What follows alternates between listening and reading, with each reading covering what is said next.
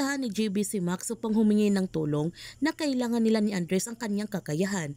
Kailangan mahack niya yung system para malaman nila mismo kung anong galaw ng mga tao sa loob ng property.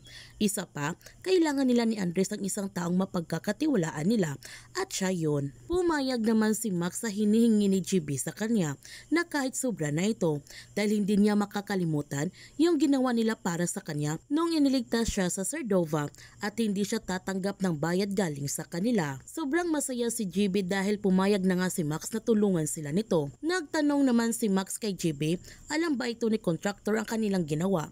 Sinabi naman ni JB na hindi kasi alam nila na pipigilan sila ni contractor sa kanilang gagawin. Habang si Andres, naghihintay naman siya sa bahay ni JB sa pagdating nila JB at Max. Nung dumating si JB sa kanyang bahay, nakasama si Max, sobrang masaya nito si Andres. Ang sabi ni Andres, kapag nakuha nila yung hard drive ng master list, posibleng makita niya kanyang kapatid. Kaya maraming salamat dahil pumayag siya na tulungan sila nito. Sinabihan ni Max si Andres, huwag mo na siyang magpasalamat, hindi pa nila hawak yung kailangan niya. Ang sabi ni JB, makukuha nila ito hanggat susundin nila ang plano. Nakuha naman ni Max ang layout ng bahay sa system ng munisipyo. Sinabihan ni JB si Max, nag-surveillance na si Andres sa bahay na yon. Lahat ng impormasyon sa labas ng safe house, nasa kanila na. Pero yung mga nangyayari sa loob, wala silang alam kung anong meron doon. Ang sabi ni Max, kailangan niyang makalapit sa source ng server nila. Kapag nakapasok na siya sa main server nila, makajajam na yung mga kamera at mga sensor nila. Kapag na-jam na yon, masasabi na niya sa kanila kung anong nakikita niya sa loob. Makakapasok sila nang hindi na-detect.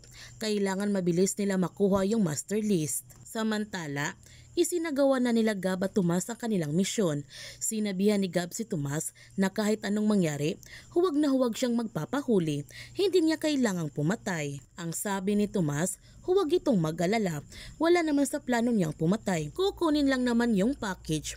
At pumasok na nga si Tomas sa loob ng bahay nang wala siyang kamalay-malay nang ama pala ito ni Gab ang kanyang pagnanakawan. Habang si Miguel, kinidnap naman niya ang kanyang anak dahil ito lamang ang kanyang nakikita na paraan upang makasama niya ang kanyang anak. Nakapasok na nga si Max sa server ng mga eskalera at nakikita na niya ang nangyayari sa loob ng bahay.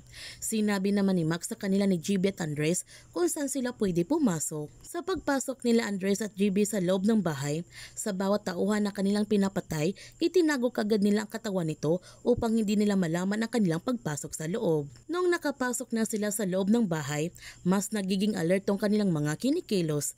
Pero kailangan nila patayin ang 3 tauhan upang makakyat na sila sa second floor. Ngunit sa kanilang pag-akyat sa second floor ay bigla na lamang sumira ang pinto at tumutunog pa ang alarm.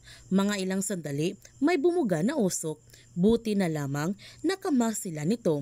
Nahulog pala sila sa patibong ni Clover Escalera dahil alam niya na babalik sila nito. Nagmamadali naman si Clover na pumunta sa safe house upang mahuli niya ang pumasok sa kanyang teritoryo.